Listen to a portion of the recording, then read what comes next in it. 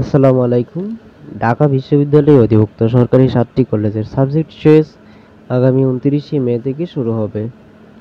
So এ এবং B, C unit এই ৩টি ইউনিটের সাবজেক্ট চয়েস আগামী ২৯ তারিখ থেকে শুরু হবে এবং প্রত্যেকটা স্টুডেন্টই মানে কোনো টাকা ব্যতীত তাদের সাবজেক্ট চয়েস দিতে পারবে এলিজিবল সাবজেক্ট অনুযায়ী, সাবজেক্ট এবং কলেজ অনুযায়ী। অবশ্য যদি আমরা এটাকে সরকারি ৭টি কলেজ বলি, একটা স্টুডেন্ট ৭টি কলেজে আবেদন করতে পারে না। মেয়ে হলে ৬টি কলেজে আবেদন করতে পারে, আর ছেলে হলে ৫টি কলেজে আবেদন করতে পারে। ইডেন এবং বদরুন্নেসাতে সাথে ছেলেরা করতে পারে না এবং মেয়েরা ঢাকা কলেজে করতে পারে না। তো এই বিষয়টা।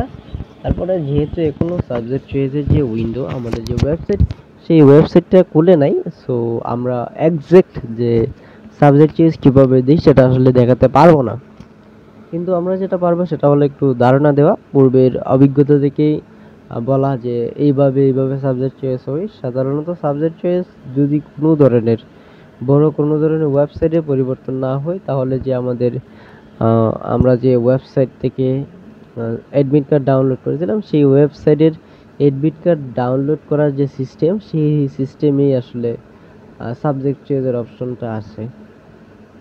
সো এটা এখন পাবা না, এখন হয়তো অ্যাডমিট কার্ডও রেজাল্টের অপশনটা পাবা, বাট অ্যাডমিট সাবজেক্ট চয়েসের অপশনটা ২৯শে মের পর আসবে।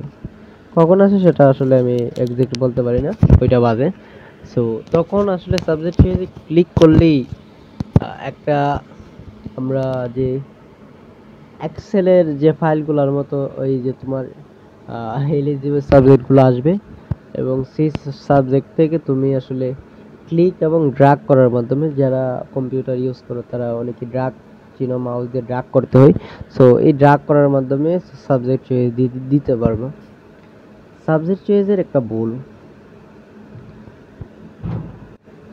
সেই ভুলটি হলো যে সাবজেক্ট চয়েসে তুমি যেভাবে সাবজেক্ট সিরিয়াল কম সাজাবা, মানে যে কলেজগুলোকে আগে রাখবা সেইগুলো সাবজেক্ট চয়েসের ক্ষেত্রে আগে নাও থাকতে পারে। অনেক সময় দেখা যায় যে আমাদের সময় দেখা গেছিল যে ধরো আমার পছন্দের কলেজ ছিল ঢাকা কলেজ, কিন্তু ঢাকা কলেজকে অনেক পরে দিয়েছে। প্রথম দিয়েছে কবি নজরুল, তারপর সোহরাওয়ার্দী, তারপর তিতুমির, তারপর ঢাকা কলেজ। সো এইভাবে আর কি অনেক সময় অনেক ধরনের অনেক কলেজকে আগে পিছে করে দিবে, তবে তুমি তোমার কাঙ্ক্ষিত কলেজ এবং সাবজেক্টকে আগে ক্লিক করে রাখতে হবে। মানে যে সাবজেক্টটা তুমি চয়েস ফার্স্ট দিবা, সেই সাবজেক্টটা তোমার মেরিট এবং মেধা অনুযায়ী পাওয়ার সম্ভাবনা থাকে।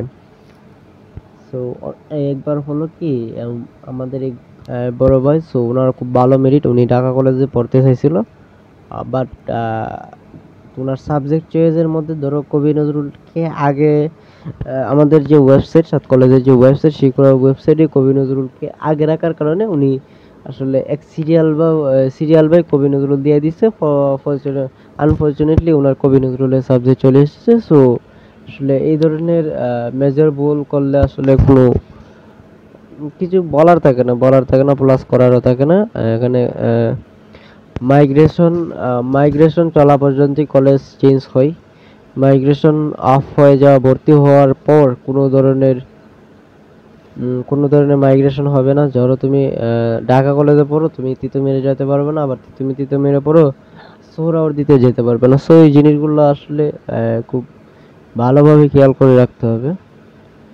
আর আর সাত কলেজের যে আমাদের যে ওয়েবসাইটটা, সেই ওয়েবসাইটটা আগেই বলেছে যে নতুন একটা অপশন নিয়ে আসবে সাবজেক্ট চয়েস, সেই অপশনটার মধ্যে ক্লিক করেই আসলে এই কাজগুলো করতে হয়। তারপরে যে আমাদের যে সাবজেক্ট চয়েসের পর আমরা ধরো সাবজেক্ট চয়েসটা করে নেওয়ার পর যে আমাদের একটা পিডিএফ ফাইল আছে। সো সেই ফাইলটা এরকমও আসলে হয়ে থাকে, আমরা যে স্ক্রিনে দেখাচ্ছি সেরকম হয়ে থাকে। সো পিডিএফ আকারে তুমি ডাউনলোড করে তোমার কাছে রেখে দিতে পারবা। আর আর কি এই প্রাইমারি বিষয়গুলো আসলে এগুলো খুব কঠিন কোনো কাজ না, এগুলা নিজের মোবাইল দিয়েই করা যায়। এগুলো করার জন্য আসলে কম্পিউটার কিংবা অন্য কিছুর দরকার হয় না। খুব ভালোভাবে রিভিশন দিয়ে সাবজেক্ট চয়েসের পিডিএফটা নিজে হাতে নিয়ে খুব ভালোভাবে দেখবে, দেখার পর আসলে সাবমিট করবে। একবার সাবমিট করে নিলে একটা ভুল সারা জীবনের কান্না। আর একটা সর্বশেষে যে অ্যাডভাইসটা একটা দিতে চাই, সেটা হলো সাবজেক্ট চয়েস দেওয়ার সময় বাংলাকে কোনো অবস্থাতেই অগ্রাহ্য করা যাবে না।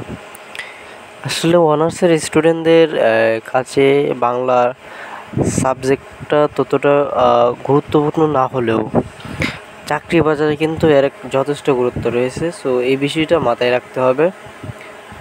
আর এই আর কি। ধন্যবাদ সকলকে।